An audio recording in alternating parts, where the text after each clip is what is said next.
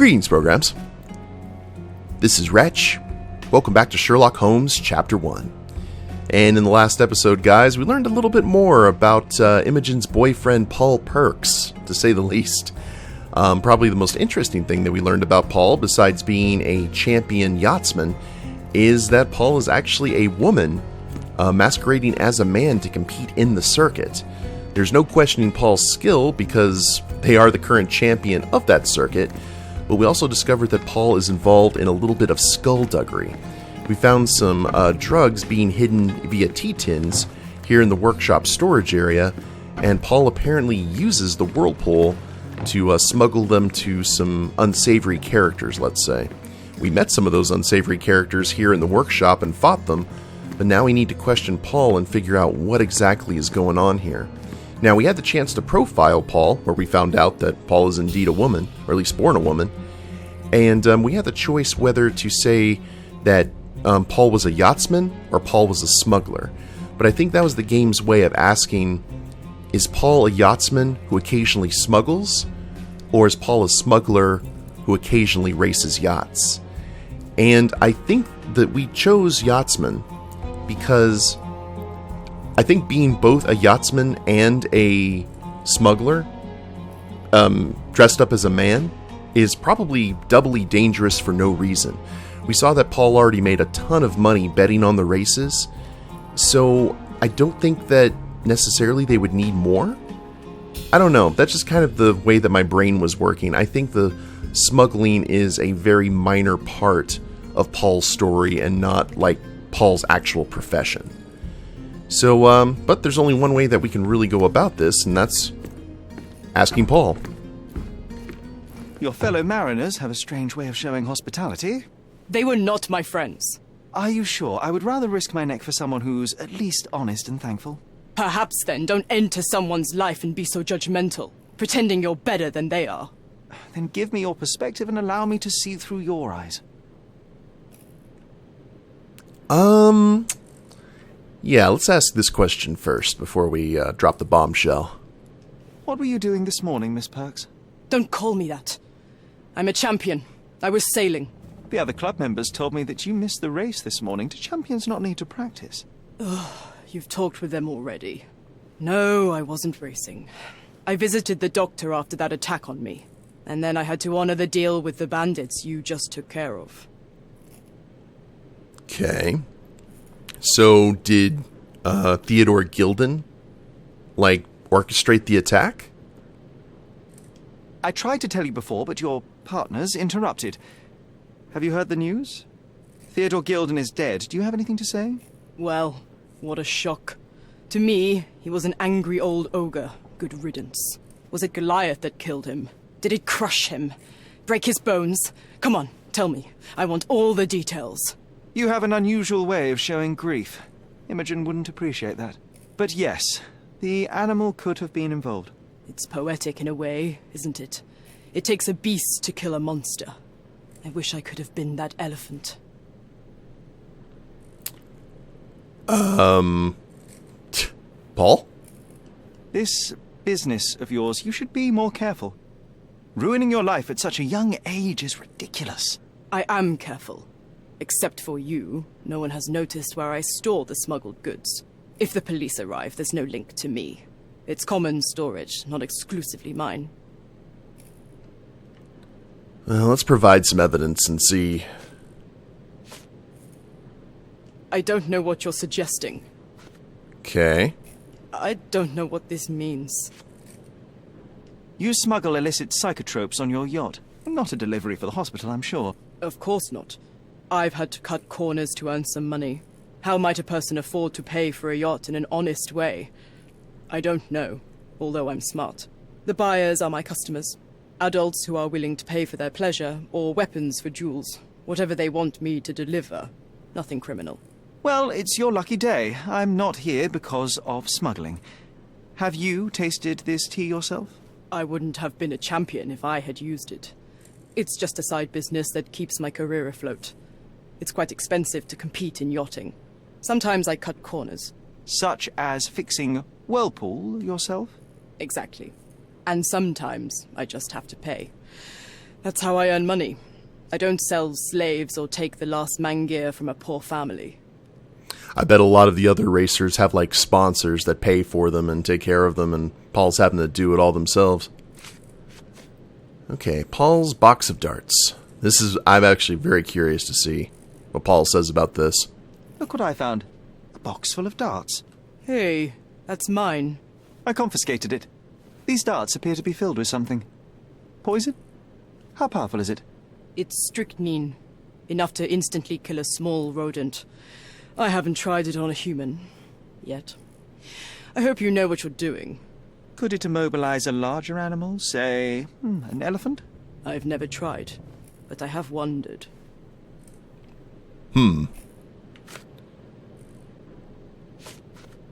Alright. It seems as though Theodore Gilden hung a sword of Damocles over your life and career. Were these only words, or something more serious? Check my forearm. Pulled muscles and bruises. Small cuts. Nothing that you could call serious. I doubt that a man in his late 50s could wrestle you. It wasn't him. He behaved like a rat and hired brutes. His boys tried to lock my hands behind my back, but I was faster and I escaped. Was he so protective of his daughter, or was it your feminine secret that provoked him? My guess is that he was protecting his property. As he saw it, he owned Imogen, and he treated her like a piece of furniture. He didn't want his daughter to be loved by anyone. What's more painful is that Theodore didn't allow me to love his daughter. Typical. I'm not sure that your relationship with Imogen could be described as typical. Are you afraid of a woman in trousers? Now that's typical of men. It's not that, Paul. Between yachts, darts, and notes from bandits, I've discovered many fascinating facts about you. But this, an installment of Nabe and Laura's adventures. Why did you sully your library with this? It's a gift from Imogen. I didn't buy it. I might have turned a couple of pages, but nothing more. I swear. I will give you the benefit of the doubt, but your literary taste has put you on my blacklist. Holmes really doesn't like those books. A charming picture. I've heard that champions do often pose with their trophies. Cheeky. It is a lovely trophy, though. I'm sure you will agree. What is it that you like most about her? Her naivety? Her father's money? A somewhat difficult choice. Especially now that her father is out of the equation. Alright, that was weird. I don't know what this means. I don't know what you're suggesting. Does this knife seem familiar? I didn't find it in your competitor's back, to be clear. The bosun's knife. This knife is as blunt as your humor. It's a bosun's knife, but it's not mine. I wouldn't be so careless as to mislay my tools. I kind of believe Paul with that. What can you tell me about the elephant? He's smarter than some people here, including his owner. Although I feel he could be dangerous, no matter how much he's fed. Why is that? Have you ever seen Goliath attack anyone? Well, not exactly. But I saw it, abusing some poor tree during one of its walks with Theodore. The expression on that old ninny's face was priceless. But it wasn't funny to look at. Believe me, it was frightening. Was Goliath in heat? Probably. Imogen doesn't strike me as an industrious young lady, so I find it strange that she was busy packing up all her belongings when Mr. Gildan died. That's some favourable wind in your sails, isn't it? Is it so suspicious that a couple might embark on a trip? I wanted to thank her, so we planned to go travelling. A Theodore-free place, without elephants. The timing of it is suspicious, however. Your lady friend becomes an orphan and heir, and there's a planned trip directly afterwards. An improvised romantic dinner will never please a spoilt girl. A planned voyage might. It's not spur of the moment. So Paul is very aware what being with Imogen, the rewards of doing such a thing. A. Swift. Are you familiar with this name? The gentleman had business with Mr. Gildan. Likely just another strange and wrinkled fellow like old Gildan was. Perhaps this Swift person has a rhino, and they wanted to see which pet was stronger. In other words, I don't know who he is, but I bet he's crazy like Theodore.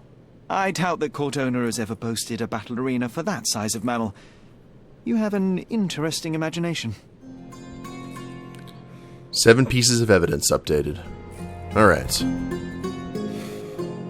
Just be quick. We are quick. All evidence has been collected. Interesting. Let's head to the Mind Palace here.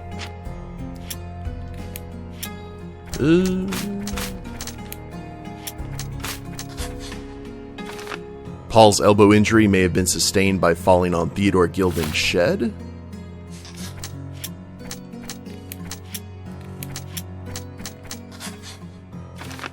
Theodore Gilden was highly motivated to destroy Paul's career and well-being, even going so far as to hire criminals, who we took out.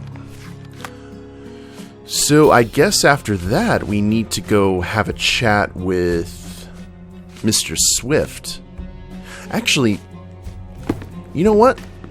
I want to go back and see if we can actually bring up some of these things to Imogen. Because we do have some new evidence. So let's go ahead and fast travel back here to lovely Stonewood Manor. Or Stately. There we go. I used to call it Stately Wayne Manor.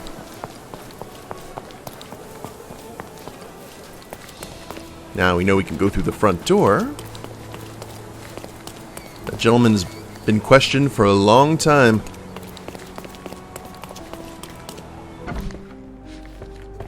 Then after this, we'll head into the old city.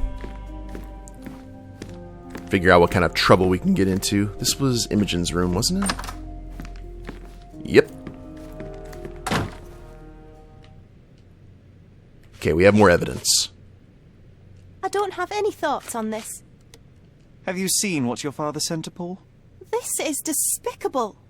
My father was never a gentleman, but this crosses the line. I knew that father wasn't fond of Paul, but this is just awful. If only he could have seen how good Paulie is to me. I'm afraid I can't add anything useful. Oh, are we going to break... I don't know if that's breaking the news, but are we going to inform Imogen? Are you aware that Paul smuggles drugs for a dangerous gang? Mr. Holmes, I've already told you. I call him a pirate in play. He's not an actual pirate. He's a champion and a brave gentleman, not a thug. Let us agree to disagree on that. But don't be surprised if one of his clients knocks on your door. Oh, is that it? It's chilling to think the monster is free. Okay. Well, Holmes said that it served no purpose to let people know about Paul's secrets, so...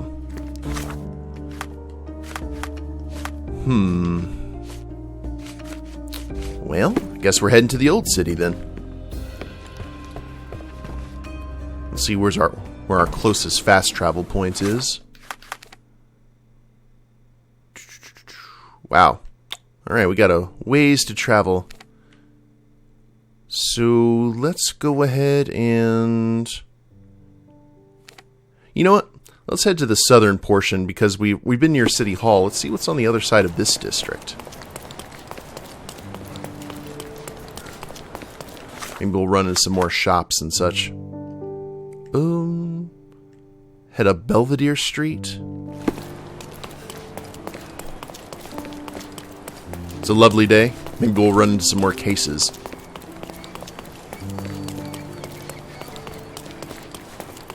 They did a good job here. I'm wondering if... I've always been curious how game companies are able to create maps like this. Do they use, like, satellite data? Or... Because I remember in Vampire the Masquerade Blood Hunt, you can literally take the game map and put Google Maps, like, next to it, and they're incredibly similar, the streets of Prague. So, I wonder if there's something similar for this game, and then they had to change it up a little bit because of the time period. We head north. Head up the stairs. Tell you what, people having to move across this island are probably... Most of them seem fit. Kind of have to be. New fast travel point. Excellent.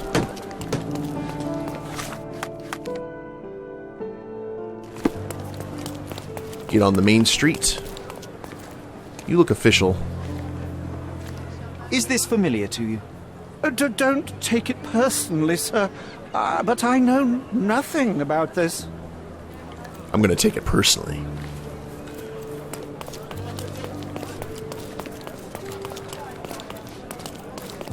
I guess that taxi to the cemetery was a one-note deal. Okay, we're on Bazaar Road. So remember where the dig site is. Ooh. Bookstore. All fresh issues are sold out. Never mind. I was really excited about that, and then it just stomped on my dreams. Just basically a news kiosk. Just wanted to see if we could buy some books for the house. It's like whenever I see a store pop up now, I'm like, oh, furnishings. We're actually going to have to... Oh. We got a customs checkpoint or something here. What's this about? Help me, please. I'm very sorry, sir, but I can't help you. Remember, England expects. The need is great today. Are you between 15 and 40? If so, the Navy requires you for its glorious service. Join today! Wow, to 40. I mean, to be fair, a lot of, like, independent sailors, if they were, like, in their 30s or so, they knew that they could definitely get the job done. This was the old fort, huh? Or the original. Old City Market. What are we selling here? The Market Square, beating heart of the old city. You know, I wonder if they still sell that heavenly Turkish delight around the corner. I'm willing to go hunt for Turkish delight. Okay, clothing trader. Where? Oriental furniture trader. Don't miss out on my unique cloth. Let's pick something that suits you. Okay, more of the same.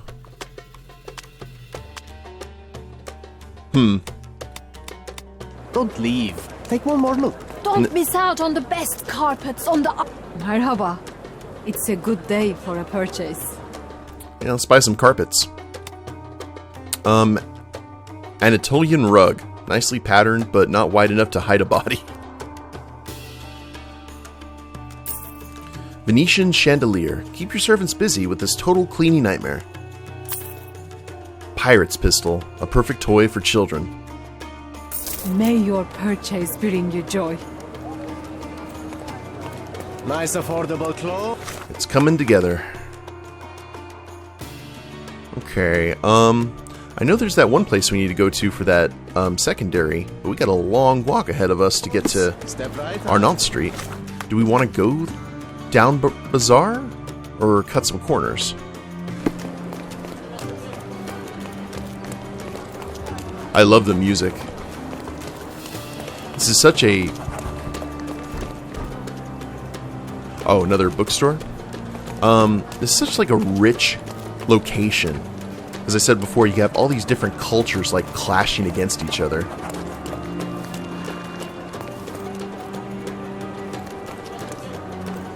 What are we doing? Is that like the... Is this the local mosque?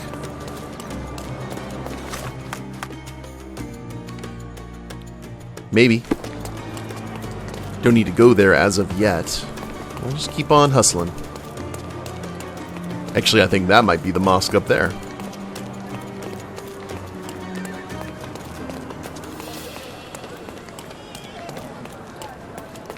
Get that cardio in, Sherlock. Imam Zahir Mosque. Neat. Oh, you can hear the prayers going on inside. It's a nice touch. Alright, almost there. We're hustling. I'll actually do the full run now, instead of sightseeing. I know we got to get the show on the road a little bit.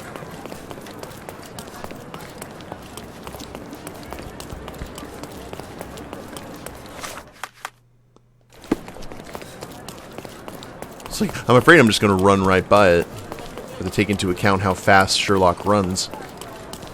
Salty breeze, old ruins, dusty roads. Do you recall clambering over these walls as a child? Perhaps. Did we find something at the top? A mad rogue. New case. More shenanigans with John, huh?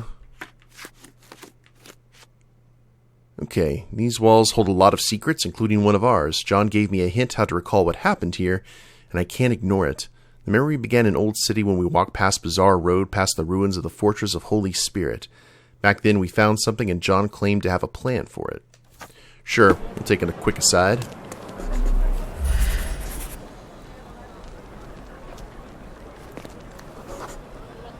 Ah, it was an old skull. What a lucky find for a pair of young adventurers. It was easier to climb these walls back then. Not merely because we're older, but because the ruins are too. Of course. You said we needed to bury him. Do you remember where? Oh, one would think burying a human skull would stick in the mind, but somehow... no. Okay. Oh, did we get caught? An old man was standing here as we passed. Oh yes, I remember his face as we flew by with a skull in our hands. He looked as shocked as our grisly companion. Oh, there they are. Now we can't run in this mode, so...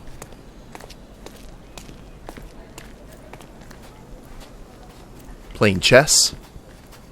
Or, oh, what is this game? Hold on.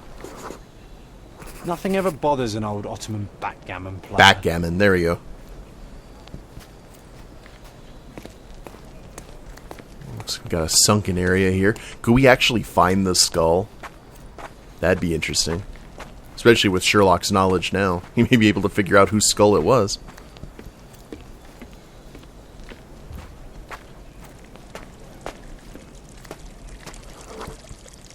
This wasn't the right place for a funeral. We were looking for somewhere more appropriate. Funny, nowadays you love putting men behind bars. You're a fellow of infinite jest, aren't you? Also, trying to give it a proper ceremony. The water level was higher back then. I remember swimming through this mire while trying not to breathe in the horrible odour. John loves his backstroke.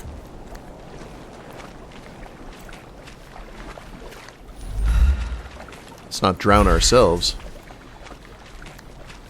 Aha! Oh, we did a little cross and everything. This is where we buried it. It seems that with time, our friend has emerged once more.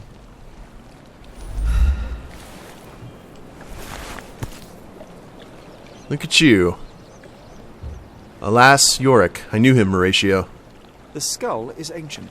Its likeliest owner was one of the Knights Hospitaller who died during the siege of the fortress. I remember now, you said this skull was my father's. A child's imagination is a powerful tool. You needed this. A burial process of your own. A ritual so you could begin to grieve. Here hung those lips that I have kissed, I know not how oft. I felt so alone back then, John. Uncertain. Abandoned by my father. I know. The skull wasn't his, though it may as well have been. In the earth, all of us look alike. Putting this man to rest, it did help. I'm glad, Sherry. I find myself rather tempted to keep it. If not for sentimental value, then it's archaeological merit. Let's keep him. We'll name him Bob. The Mad Rogue case complete. Sherry, I think we're getting the hang of this. Wait, so we actually have the Where's that at? The Mad Rogue. Father's Skull. John and I found this skull a long time ago. It seemed most likely to belong to a hospitaller knight that died in the siege of the Fortress of Holy Spirit. Back then, John told me it was my father's. I was still torn apart with sorrow and fear, and he made me believe it so I could start to move on. We buried it in a secluded spot. Well, maybe we should call it Seeger. Or Seeger. I like Bob, though. Just for the Dresden reference. Alright, let's get back here on the road. That was a nice little aside. You have to think about little Sherlock. I mean, his mother was sick. Mycroft was Mycroft. Father was gone. Hopefully we find out more about that.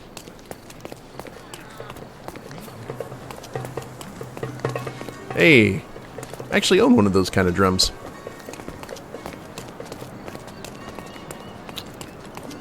Hear those a lot when you LARP for about 15 years. So the site is on the outskirts. Oh, we found the bandit lair. Alright. Well, I know what we'll be doing soon. I don't know if we have any kind of like combat upgrades. Don't know if we need to wait for those or if we could give it a go like immediately. From day to night, Aiden stands there, recruiting non-rebellious workers for the dig. Seni görmek güzel. Learn how to find the recruiter.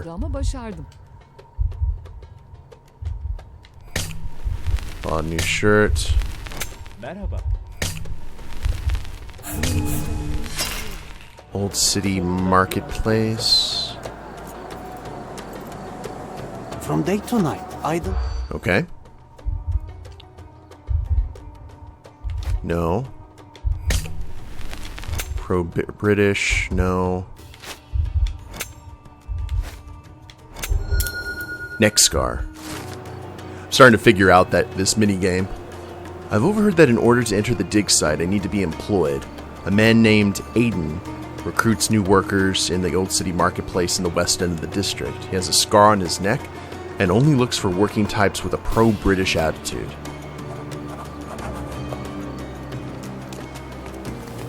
Oh, so we cannot go in yet. You're being an eyesore. No entry for you. Ah. Okay. I remember the monument. Cordona's legendary pirate, the Robin Hood of the place. Do you recall it, John? I do. I wonder if... What is that? Oh no, another memory. Okay, do we have time? Maybe. Actually, we may want to come back so we can give this like our full attention. And you know what, since we ran a little bit over in that last episode, I think we'll go ahead and end it here, guys. When we get back, I guess we're going to try to look the part and to get into the dig site and then figure out what this memory is. And we can get a hand. I don't know. I'm sorry. But I hope you all have enjoyed it. If you liked the episode, please leave a like down below. Subscribe to the channel, leave a comment, that'd be a big help. And we'll see you next time. Later days, everyone.